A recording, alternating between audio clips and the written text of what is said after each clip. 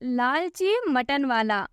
एक गांव में मनोज और सुरेश नाम के दो लोगों की मटन की दुकान हुआ करती थी। लेकिन जहां मनोज की दुकान पर खूब भीड़ लगी रहा करती थी, तो वहीं सुरेश के खराब व्यवहार के कारण कोई भी उसकी दुकान पर जाना पसंद नहीं करता था। ग्राहक सुरेश की दुकान पर। अरे सुरेश भैया, और बताओ क्या चल रहा है। अरे भाई, बाकी दुनिया में तो फॉग चल रहा है, लेकिन हमारे यहाँ तो बस यही काम है कि मक्खी मारो और मटन बेचते रहो। अरे भैया, इतनी कमाई कर रहे हो, उसके बाद भी ऐसा रोना गाना करते रहते हो, शोभा नहीं देता ये सब। अरे कहाँ की कमाई यार, इतनी देर से तुम ही हो जो दिखे हो यहाँ पे। बताओ क्या सेवा कर दूं। मटन कैसे रुपए किलो दिए भैया? 350 रुपए का 1 किलो है। क्या 350 रुपए किलो? लेकिन वो मनोज तो 300 रुपए किलो दे रहा है।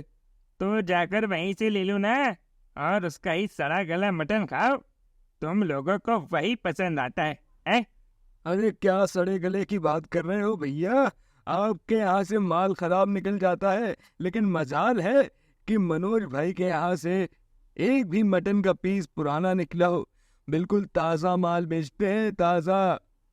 अरे तो आ जाओ ना, यहाँ क्यों मेरा सर खा रहे हो? वैसे ही सुबह से कोई ग्राहक नहीं आया, ये अलग से टेंशन दे रहा है। जा यहाँ से। हाँ हाँ, जाते हैं भैया, जाते हैं, वहीं जाएंगे। और तुम्हारे यहाँ अब कभी आएंगे भी नहीं। बात करते हो। अरे जा जा यार, दिमाग मत खराब कर। ग्राहक सुरेश की दुकान से आगे बढ़कर मनोज की दुकान पर जाता है। अरे आओ भैया, आओ, बताओ कितने किलो मटन निकालूं? कैसे रुपए किलो मटन दे रहे हो? ज्यादा नहीं भैया, बस 300 रुपए किलो ही है। ठीक है भैया, 1 किलो निकाल दो। मनोज ग्राहक के लिए 1 किलो मटन निकाल देता है। ये लो भैया, ये रहा आपका 1 किलो मटन। ग्राहक पैसे निकालने के लिए अपनी जेब में हाथ डालता है और उन्हें गिनता है, तो उसके पास सिर्फ 250 रुपए ही निकलते हैं। अरे क्या हुआ भैया, इतने परेशान क्यों लग रहे हो? अरे मनोज भैया, मैं गलती से 250 रुपए लेकर आ गया हूँ। अरे तो कोई बात नहीं भैया, आप मटन ले जाइए, बाकी 50 रुपए की बात है तो आप वो बाद में दे दीजिएगा। धन्यवाद मनोज भैया। अरे इसमें धन्यवाद की क्या बात है भैया, आप लोगों की वजह से ही तो मेरी रोजी रोटी चलती है। मनोज भैया, आप जैसा व्यापारी हो ना, तो मार्केट में कभी कोई दूसरी दुकान में जाए ही ना। अरे आज मैं गलती से उसे सुरेश की दुकान पे चला गया था, इतनी बदतमीजी से बात की ना उसने कि मैं तो उसके मुंह के सामने अब थूकूं भी नहीं। लेकिन आपने आज जो उपकार किया है 50 रुपए छोड़कर, वो तो भैया कोई नहीं करता आज के जमाने में। आज से आपकी और मेरी बंदी शुरू हो गई भैया। कल से रोज आपकी यहाँ से ही मटन जाएगा। मनोज के इसी अच्छे व्यवहार की वजह से उसकी दुकान खूब चलती थी और वो अपने परिवार के साथ खुशी खुशी रहा करता था। वहीं दूसरी ओर सुरेश की दुकान न चलने की वजह से उसके घर में पैसों की बहुत किल्लत होती है, जिस वजह से उसके घर में आए दिन कलेश होते रहते हैं। क्या बस 350 रुपए? अरे दिन भर में सिर्फ 1 किलो मटन ही बेच पाए क्या?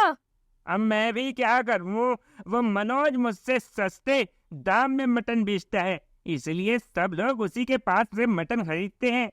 अरे तो आप भी कुछ पैसे कम करके मटन बेचना शुरू कर दीजिए, तो आपकी भी ग्राहकी बढ़ जाएगी।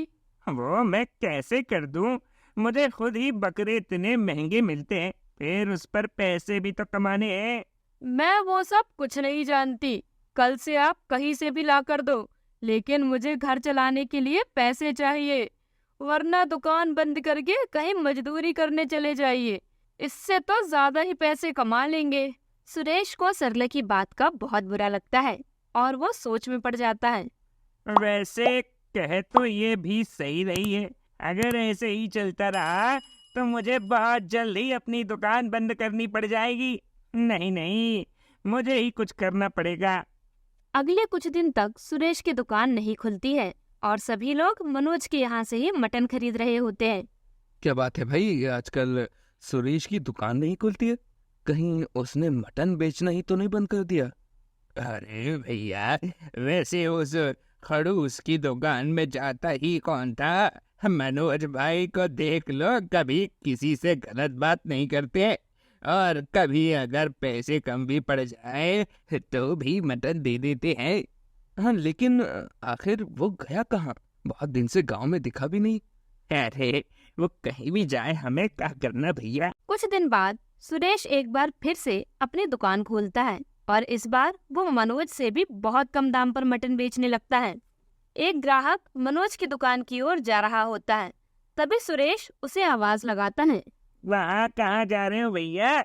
यहाँ आओ और 100 रुपए किलो में मटन ले जाओ, 100 रुपए किलो में।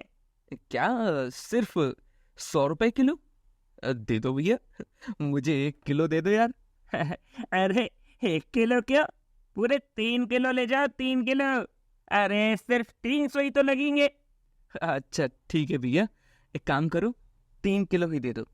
ऐसा करते करते सुरेश की दुकान पर खूब भीड़ लग जाती है और कोई भी मनोज की दुकान की तरफ नहीं जाता, जिसे देखकर मनोज भी सोच में पड़ जाता है। ये सुरेश 100 रुपए किलो में मटन कैसे बेच सकता है यार, जबकि बाजार में बकरे का दाम ही इतना ज्यादा है। कुछ दिनों बाद दुकान न चलने की वजह से मनोज की हालत भी खराब हो जाती है। आप सुरेश को कुछ कहते क्यों नहीं है? अगर वो ऐसा ही करता रहेगा तो हमारी दुकान कैसे चलेगी? मुझे तो ये समझ में नहीं आ रहा है कि वो इतने कम दामों में मटन कैसे बेच सकता है। हो ना हो ये सुरेश जाकर कुछ गड़बड़ कर रहा है, और मैं ये पता करके रहूंगा। मनोज एक दिन सुरेश को सामने से ही पूछ लेता है।